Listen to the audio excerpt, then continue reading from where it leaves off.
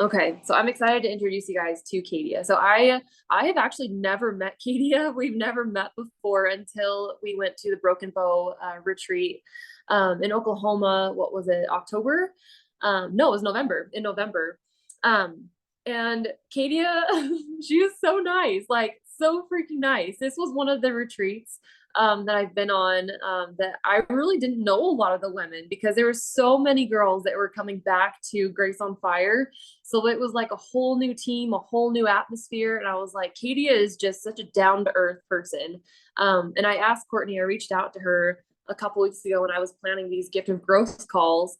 And I was like, Courtney, who on Grace on Fire has that like can't fuck with me attitude? Like who has that mindset of like nothing's gonna get me down? Oh, there's an obstacle, like I don't care.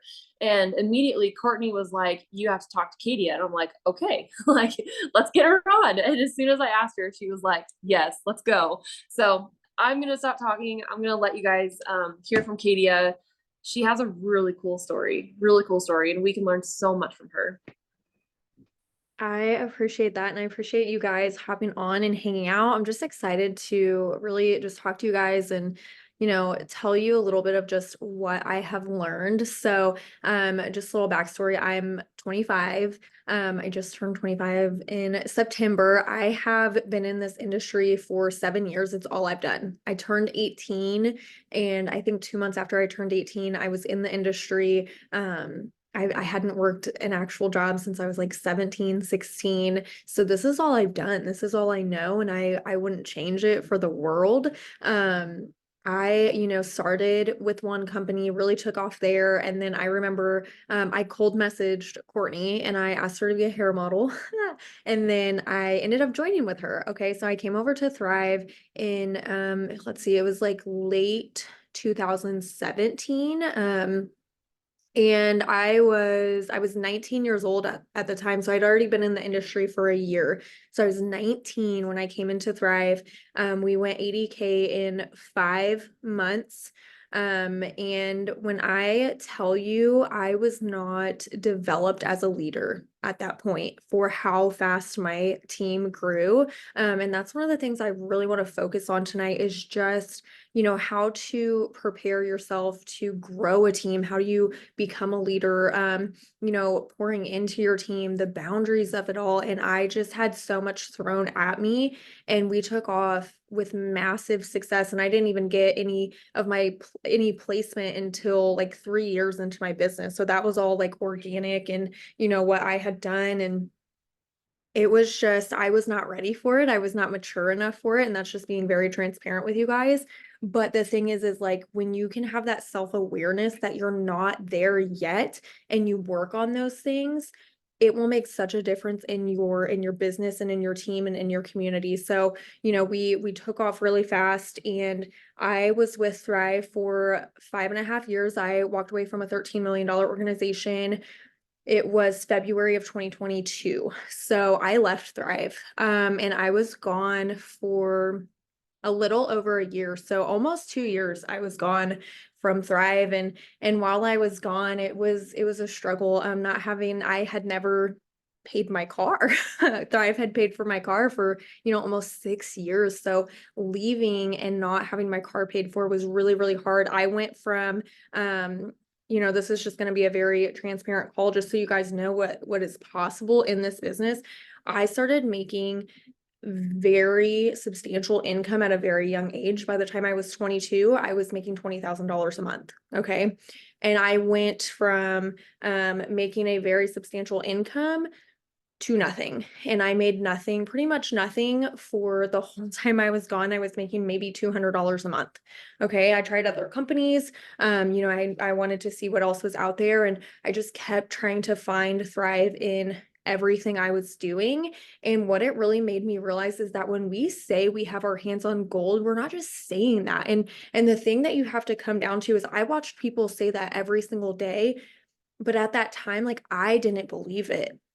So I went out there and I saw and I was like, yeah, Thrive's really got it going on because paying for product, getting our product for free, like I think it's hard sometimes.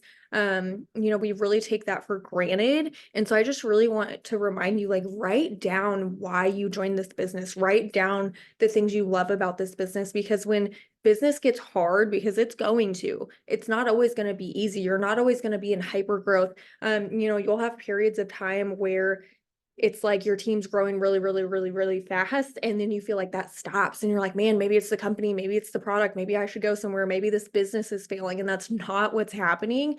That's normal business. That's how things go. When you can look around and there's still other people popping off left and right, maybe it's not your team right now, that's okay. But that's not that time to get in comparison mode. It's that time to be like, okay, I love Thrive because it pays for my car. I get free product.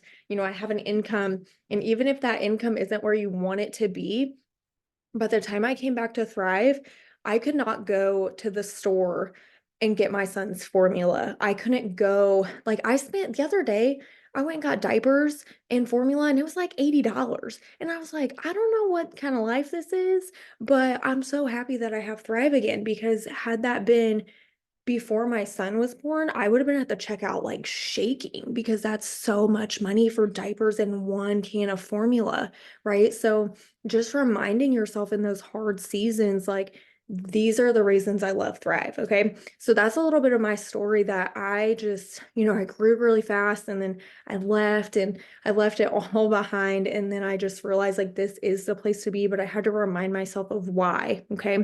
So just remind yourself of that. So I do have a couple notes, because I just had a couple things. I've been listening to some podcasts and just really wanted to come with some nuggets and some fire for you guys. And just, again, like, things that I've learned. Like, I'm one of those people, like, learn from my mistakes.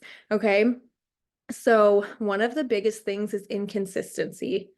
So my first time around with Thrive, I was so, so, so consistent. And then I got lazy, and I really did not have a reason why I was doing this. And it started to annoy me when people would be like, you need to have a reason why you're doing this. And I was so young. I was like, I want to make money, and money's great and money's cool, but you have got to have a bigger reason than that, because on those days when it's hard, that's what's going to pull you through. Okay, so if you can wake up in the morning and not get on an MMM, not because you can't, but just because you're choosing not to, your why is not big enough. Your meaning for being here is not big enough. Okay, it's just not. We all have things come up. We can't be on every single one. I get it. That's cool. But I'm talking, like, if you get up and you're like, yeah, I know there's an MMM, or there's a team huddle or whatever it might be, and you don't get on just because you choose to, your reason for being here, your reason for doing this is not big enough. It's just not. Even if it's grocery money, like, going to the grocery store and seeing that should be enough to be like, yeah, I need to make that $200 a week. Okay, like, we're a family of three. My son's barely eating food, and we spend probably like $800 a month at the grocery store. Like, those are the things you have to remember, and that's enough for me to get out of bed and be like, all right, I gotta get to work. Like, life is expensive. Yeah, groceries, they're crazy. So your inconsistency, your meaning for doing this, and your reason why probably isn't big enough. And that's just to call you out, because I had to call myself out on that too. So the next thing is budgeting your time. One of my favorite things to do is time management. It's something I never did before. Like, if you're out here working your business all willy-nilly, flying by the seat of your pants, just winging it, you may grow really, really fast in that moment, but it's not going to stick. It's not going to stick, because you're going to be over here doing one thing, and then you're going to be doing this. And again, it goes back to that inconsistency, right? So we're getting ready to go into 2024. If you had goals for 2023 and you slept on them, and you're like sitting there like, oh shit, it's about to be the new year and I missed this, I dropped the ball on this, I dropped the ball on this. They rolled out VIP resets, and maybe you're like, I have nobody to message. I have nobody to follow up with. I've not been sending out samples. I've not been talking to people. You've dropped the ball, and that's okay. But where have you been spending your time, right? We talk about budgeting money. Like, everybody looks at how much money is in their bank account. Imagine, quantify your time. Put that into like a visual number, okay? where are you putting your time? What are you putting your efforts into? Where are you spending your time? Who are you spending your time with? I have realized in the last few months, what you put into your brain, what you listen to can affect your whole day. It can affect so much. It can affect your business. One thing bleeds into everything else. If you're sitting around people of complainers and sitting in that, well, I missed my VIPs, like this sucks, or I've been here for 2 weeks and I haven't done anything. You got to check who you're around, and it's okay to set those boundaries and be like, hey, like I can't focus on this. Like this is not where I want to spend my time. Because as you spend your time listening to that, that's what you're subconsciously going to start to believe, and you're going to tell yourself, right?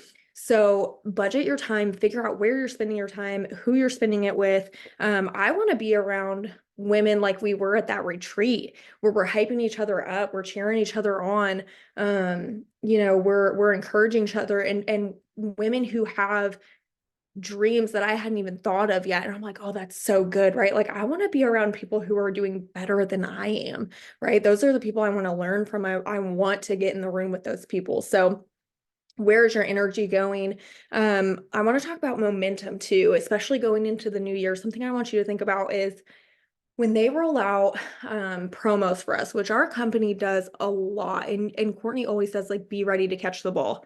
Okay. Be ready to catch it, because they throw us stuff all the time. It's about to be the new year.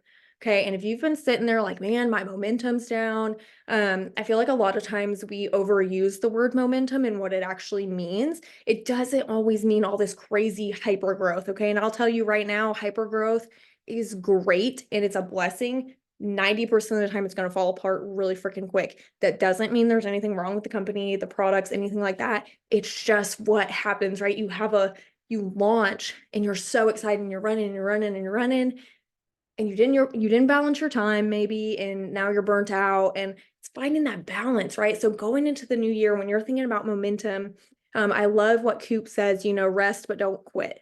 We have to rest. We have to take breaks, right? You can't just be go, go, go all the time, and you have to find that balance, and keeping that sustainable momentum. That's what's important. Okay. Not just the crazy hyper growth momentum, but just sustaining it. And one of the things that I thought about that really hits me is before years ago, caused my own momentum loss.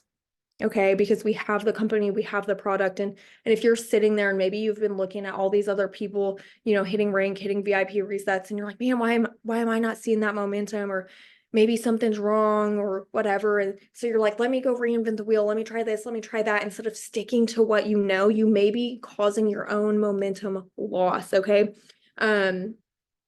You slowed your speed. Okay. That's what happened. You maybe didn't balance, right? And so now you're not resting, you're quitting. And when you stop, I know for me, if I've committed to getting on MMMs every single day and I miss one of those days, you know how hard it is for me to get on the next day? Right? When you start eating healthy, if you take a little cheat day, do you know how hard it is to eat healthy again? It's that same kind of concept in your business, right? You got to keep your foot on the pedal. Okay. You got to keep it on the gas. You don't have to floor it and have a lead foot every time you work your business.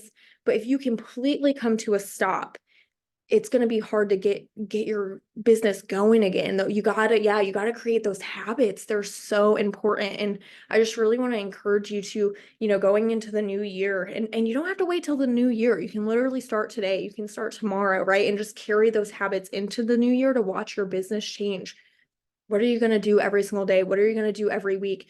Don't take your foot off the gas. That's what's so important. I have screwed myself so many times by doing that. And I'll be like, oh, it's okay if I miss one day. It's okay if I don't follow up today. I'll get back to that later. And it just snowballs into a big thing until one day you look at your business and you're like, where did all my volume go? You're like, my team members are gone. Okay. Because if you're not showing up, they're not going to. Absolutely not. They're going to be like, well, my leader's not showing up. And, if they're one of those people who are self-sufficient and they reach up, that's incredible. You don't get that with every single team member, though. And some people need you to show how to do it. They need you to show them how to have grit, how to have that perseverance. Okay. Not everybody is just built with that right off the bat. And that's okay. But that's where that development comes in, right? There's people counting on you. There's people counting on you to show up. And maybe you're like this close. You have somebody watching you who's a freaking rock star, and they may not even be in the industry. Okay. We all started not knowing anything about this industry. Okay. We didn't just start having all these followers and all these, team members and customers and things like that. And you may be this close to your next rock star, or maybe your first one, but you take your foot off the gas and you're like, I'm not going to show up today. I'm throwing in the towel. I'm fed up, right? Instead of just taking a step back, you're leading with emotion in your business. Okay. And you're leading with, I'm frustrated. I'm going to give up. And then that person watching, they're going to go join with somebody else because they want this regardless. They probably wanted to join with you, but nobody wants to join somebody who shows up one day, they don't see them for a week, and then they show up again, right? I wouldn't want to join with somebody like that. Would you want to be led by somebody like that? You have to think about those things. So going into the new year, keep your foot on the pedal, okay? You don't have to have it floored, right? But an object in motion stays in motion. And that's how you're going to sustain that momentum on your team, okay? And the next thing, and this one really hit me. This is actually from a Trent Shelton podcast. I love him. He's so good. You don't know what your inconsistency is costing you. You don't know what it costs you, right? And you may never know, but I just think about that. Like, I can't quit because what if there's another mom who can't afford their kids' formula? What if there's somebody who's like me, when I was 18, 19 years old, no clue what they're going to do with their life, and they just need somebody to give them a chance, to give them an opportunity, right? You never know. And, you never know for yourself. You could be missing out on your best leadership moments, your best, motivations pouring into somebody. You never know. And sometimes it's so far removed from business. I know just because I've shown up, people have messaged me and said, man, like, just seeing you on my feed really makes my day. And it has nothing to do with business. Like, you don't know who's watching you. And so you got to stay consistent. And I know that's so cliche and we hear it all the time, but it's so, so important. And that's something I wish I had realized 5 years ago, because I would hear that, especially there's such a weird mental maturity difference between like 22 and 25. I don't know why, but there is. But at, 19, 20, 21, 22, I was like, why does it matter? I would literally be like, why doesn't it matter though? Like, I'm still showing up, whatever, but it really does. And showing up doesn't just mean like throwing your product up in your stories. Okay. You don't have to go, like I said, you don't have to go hard and exhaust yourself every day. Like, if you're at like 30% capacity one day and you show up with 30%, you gave it your all. Okay, so don't get me wrong. It doesn't mean constantly enrolling and constantly having that crazy growth. That doesn't always happen. But what are you doing in the in between? Okay, that's what's going to matter, especially I grew up in a sales household. Okay, so both my my dad was like a crazy big deal with car sales. He's been out of work for like 10 years. And I went to look at a car the other day and the guy was like, oh, that's Chris Linton's daughter. And I was like, okay. So like my dad knew what he was doing, right? So I grew up around sales, and sales is sales through and through, right? In sales and in any, I don't care what company it is. I don't care what product they have. I don't care if it's a good company and somebody is good at what they do. They're good at how to train other people. Their business, it's going to go like this. Okay. Hills and valleys. And then it might drop a little, and then it's going to go up, and then it's going to drop. But what you'll see is it's still going up. So it's still higher from this point, right? You don't want to see it go down over and over and just plummet, but that's going to happen. You're going to go kind of in these hills and valleys and those waves. It's not always going to be just, like I said, that crazy, crazy hyper growth. And, you've got to just stay out of comparison mode. I want to say that was probably the number one thing that killed my business so many times is, in our team chat or the leadership chat at the time, people would be like, oh, new customer, new customer, new customer. And I had not had my foot on the pedal, but then I was sitting there like, well, why are they signing all these customers? Why is their team popping off? Something's wrong, right? The problem was me. And you have to take that moment to have that self-awareness and that reflection, and hi, it's the problem. It's me, right? Like I'm the problem. You have to take that moment and realize that and just know that that's okay. Have that self-awareness and where can you grow from that? How can you learn? Go to your leader and just be like, "Hey, I know I've been at this place. What can I do to step it up?" Those are the kind of people I want to work with. Hey, I know I goofed. What can I do? I want to work with what can I do people, not complaining people. I don't want to work with professional complainers. I want to work with problem solvers, right? So I hope you like can take some nuggets away from that. I know we have that call about the meals tonight, which is really exciting. I'm so excited for those. Again, there are so many big things happening in this company, with these meals launching and so many things. So don't sleep on yourself and really figure out why you're doing this. Figure out what's important to you. And like I said, literally make a list. I don't care if it's in your phone, if it's pen to paper, make a list of why you're doing this and why you specifically love Thrive, why you feel good on your products. Because here's the thing, as you take a product, it's still working. Our Thrive is still working even years after being on it, or months or weeks, but you don't feel it like you do day one because now you're kind of used to it, right? But it's still doing what it's supposed to. So I like to remind myself, like, this is how I'm feeling versus how I felt without Thrive. And those are just things that you need to think about on those hard days. So that's pretty much all I have, unless anybody has any questions, or Laurel, if you have anything you want to add. I know we're getting ready for this call. I hope you guys get on that because it's so good. 4 hours of sleep and so like, dude, that's literally me all the time with my son. It's fine. So, but I'm so glad you guys let me hang out with you tonight. And just to connect and talk to you guys. And thanks for sharing your time with me. Yes, thank you so much, Katia. I really appreciate it. Yes, we do have this call afterwards. We're so excited, but So excited. to have you be on and hyping us up, giving us those golden nuggets, your best tips, because you've been in this industry like your entire career. Like I didn't realize that you and Tasha Bowles like have both been doing this. I mean, since you graduated high school, like that's really cool to me that like someone can literally make a career out of this, like legitimately make a career out of this. And then hearing all these girls' stories, including your own, coming back to Thrive, like Thrive is the best company that like we have ever seen out there, like ever, hands down. So I really appreciate you spending that time, hopping on here and giving us those golden nuggets. Do you guys have any questions for Katia before we hop off? Take a potty break before corporate call. Yeah. I'm really so excited for these meals. We used HelloFresh for a while, so I'm pumped. Dude, me too. I'm curious about what the price is gonna look like. I I want to know what know. the gonna look like. But the other thing I'm curious about too, that I hope he talks about, I mean, like nerding out on this, I'm curious.